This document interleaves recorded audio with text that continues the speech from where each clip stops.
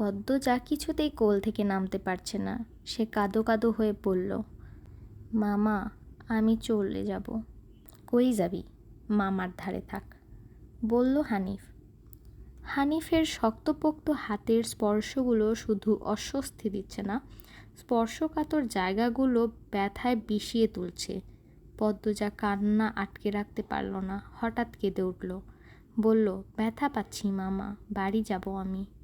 হানিফ হাতের বাঁধন নরম করে আদুরে গলায় বলল, আচ্ছা আর ব্যথা দিতাম না, কান্দিস না। বাঁধন হালকা হতেই পদ্মজা কোল থেকে নেমে পড়ে। হানিফকে তার আজরাইলের মতো লাগছে। মায়ের কাছে সে আজরাইলের অনেক গল্প শুনেছে। পদ্মজা দরজার দিকে তাকায়, অনেক উঁচুতে ছিটকিনি। উচ্চতা কম হওয়াতে সে দরজা খুলতে পারবে না, তাই হানিফকে ভীত কণ্ঠে অনুরোধ করল, মামা দরজা খুলে দাও। ধমকে উঠল হানিফ, কেন, আমি তোরে যাইতে কইছি? তার কর্কশ কণ্ঠের ধমকে পদ্মজা ভয় কেঁপে উঠল। তার চোখে নহর বইছে। হানিফ পদ্মজাকে জোরে করে কোলে তুলে নেয়। পদ্মজা কাঁদছে, বারবার বলছে, মামা আমি বাড়ি যাব। হানিফের তাতে বিন্দুমাত্র ভ্রূক্ষেপ নেই। বৃদ্ধসৎ বাবা বধির কানে শোনে না। পদ্মজা হানিফকে কিল ঘুষি দিতে থাকে। ভয়ে জোরে জোরে কান্না শুরু করেছে। এভাবে কাঁদলে পাশের বাড়ির যে কেউ চলে আসবে। হানিফের রক্ত টকবক করছে উত্তেজনায়। সে দ্রুত ওড়না দিয়ে পদ্মজার হাত পা মুখ বেঁধে ফেলল। পদ্মজার দুই চোখের পানি হানিফের হৃদয়কে ছুঁতে পারছে না। সে ভীষণ আনন্দ পাচ্ছে, পৈশাচিক উল্লাসে ভেসে যাচ্ছে। হানিফ সিগারেট জ্বালায়। খুব আনন্দ হলে তার সিগারেট টানতে ইচ্ছা করে। সিগারেট টানতে গিয়ে মাথায় এলো নৃশংস বাসনা। তাৎক্ষণিক নাক মুখ দিয়ে ধোঁয়া উড়িয়ে সিগারেটটি দুই আঙুলের মাঝে রেখে পদ্মজার ডান পায়ের তালুতে জ্বলন্ত সিগারেটটি চেপে ধরল। স্মৃতিচারণ করতে গিয়ে পদ্মজা হাউমাউ করে কেঁদে ওঠে। হেমলতা দুই হাতে শক্ত করে মেয়েকে বুকের সঙ্গে জড়িয়ে ধরেন। পদ্মজা কাঁদতে কাঁদতে বলল, আম্মা তখন খুব কষ্ট হচ্ছিল, আমার দমটা বেরিয়ে যাচ্ছিল, আমি তোমাকে খুব ডেকেছি আম্মা, তুমি আসোনি। পদ্মজার কথাগুলো হেমলতার বুকে ঝড় তুলে দিয়েছে। লণ্ডভণ্ড হয়ে যাচ্ছে শরীরের প্রতিটি শিরা উপশিরা। এ যেন 1971 সালের পাকিস্তানিদের নৃশংসতা।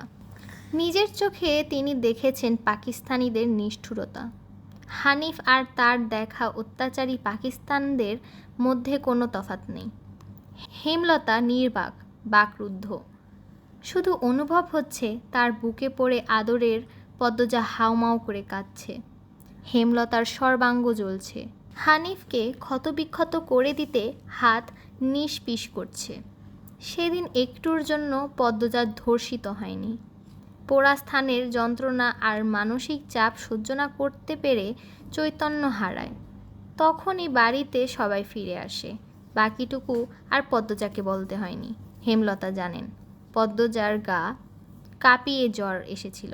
21 দিন বিছানায় ছিল। ততদিন হানিফ দেশ ছেড়ে চলে যায়।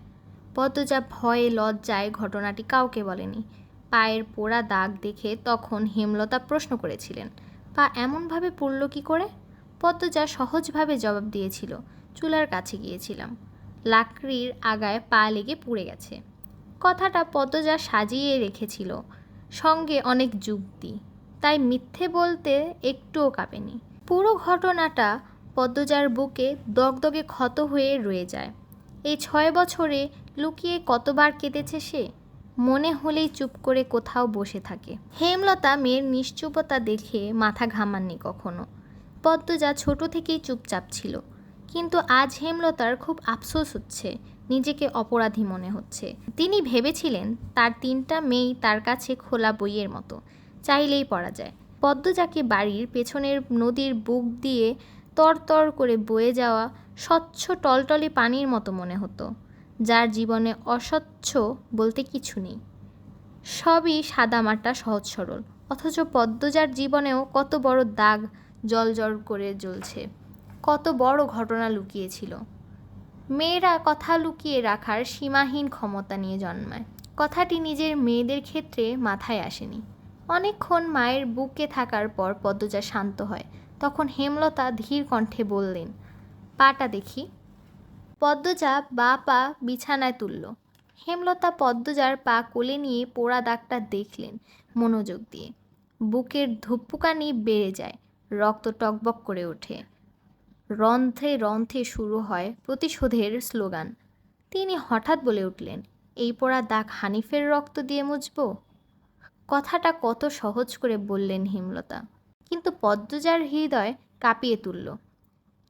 কি যেন ছিল কথাটিতে। তাকে তাকিয়ে থাকতে দেখে হেমলতা বললেন, এখন যা, ঘুমিয়ে পড়, কাল স্কুল আছে। পদ্মজাকে ঘরে পাঠিয়ে রান্নাঘর থেকে রামদা ছুরি হাতে নিয়ে উঠানে গিয়ে বসেন হেমলতা। উঠানে একপাশে একটা বড় পাথর আছে। তিনি সেখানে গিয়ে পাথরটির পাশে বসে ছুরিটি পাথরে ঘষতে থাকেন। পদ্মজা ঘর থেকে লুকিয়ে দেখছে। অজানা আশঙ্কা তার বুক কাঁপছে। হেমলতা বারান্দা পেরিয়ে ঘরে ঢুকতে যাবে, তখন পদ্মজা উৎকণ্ঠিত গলায় ডাকল, আম্মা। পদ্মজা কিছু বলার পূর্বেই হেমলতা বললেন, আন্নার চাচার বড় মেয়ে বহু বছর আগে নিখোঁজ হয়েছে, শুনেছিস তো? সে মেয়ের ধর্ষক হানিফ। ধর্ষণের পর মেয়েটাকে পুঁতে ফেলেছে। অলন্দপুরের এই একটা মানুষই এতটা বর্বর। আমি তখন ঢাকা পড়তাম। বাড়ি এসে ঘটনাটি শুনি। আমার অনুরোধ আর কান্নায় আমি সেদিন মুখ খুলিনি। এত বড় পাপ চেপে যাই। সেই শাস্তি আমি ধীরে ধীরে পাচ্ছিলাম, আজ পুরোপুরি পেয়ে গেলাম। আমার পাপের শাস্তি শেষ হয়েছে।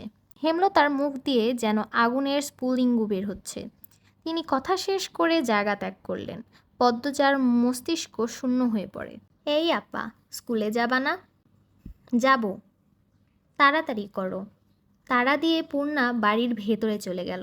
পদ্মজা বাড়ির পেছনের নদীর ঘাটে উদাসীন হয়ে বসে আছে। এই নদীর নাম মাদিনী। জলে কানায় কানায় ভরে উঠেছে মাদিনী। জলের একটানা স্রোত বয়ে যায় সাগরের দিকে। উজান থেকে ভেসে আসছে ঘন সবুজ কচুরিপানা। পদ্মজার এ দৃশ্য দেখতে বেশ লাগছে। নিষ্পলক চোখে তাকিয়ে আছে মাদিনীর স্বচ্ছ জলের দিকে। একটা লঞ্চ জল কেটে এগিয়ে যাচ্ছে মাদিনীর বুকের ওপর দিয়ে। লঞ্চ দেখে 1 মাস আগেকার ঘটনা মনে পড়ে গেল তার। সেই রাতে হেমলতা ছুরি ধার দিয়ে নিজ ঘরে চলে যান। পদ্মজা অজানা আশঙ্কায় সেদিন ঘুমোতে পারেনি। চুপচাপ অন্ধকার ঘরে শুয়ে থাকে। শেষ রাতে চোখ লেগে আসে। ভোর হতেই হেমেলের চিৎকারে ঘুম ভেঙে যায়। হিমেল তার ছোট মামা, প্রতিবন্ধী, 1 পা বাঁকিয়ে হাঁটে। খুব সরল মনের মানুষ। বয়স 22 হলেও এখনও শিশুর মতো আচরণ করে। কথায় কথায় খুব কাঁদে। পদ্মজা ওড়না গায়ে জড়িয়ে দৌড়ে বের হয়। পদ্মজাকে দেখে উত্তেজিত হয়ে পড়ে হিমেল। এই পদ্ম, আপা কই? আপা, আপা। পদ্মজা উৎকণ্ঠা নিয়ে প্রশ্ন করল, কি হয়েছে মামা, এমন করছো কেন? পদ্মজার প্রশ্ন উপেক্ষা করে হিমেল হেমলতাকে ডাকছে, আপা, এই আপা। হেমলতা বাড়ির পেছন থেকে ব্যস্ত পায়ে হেঁটে এলেন। কি হয়েছে? হেমলতাকে দেখে হাউমাউ করে কেঁদে উঠল হিমেল। আপা, ভাইজান খুন হইছে। রাইতে কে জানি মাইরা ফেলছেন আপা। হেমেল কাঁদতে কাঁদতে হাঁটু ভেঙে বসে পড়ল। পদ্মজা তৎক্ষণিক সন্নিহান চোখে মায়ের দিকে তাকালো।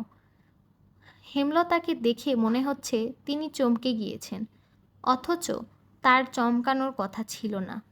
নাকি হেমেলের সামনে অভিনয় করলেন? হেমলতা দ্রুত পায়ে বাড়ি থেকে বেরিয়ে যেতে যেতে বললেন, পূর্ণা প্রেমাকে ওদিক যেতে দিস না পদ্ম, আমি আসছি। হেমলতার পিছু পিছু খুঁড়িয়ে খুঁড়িয়ে যায় হিমেল।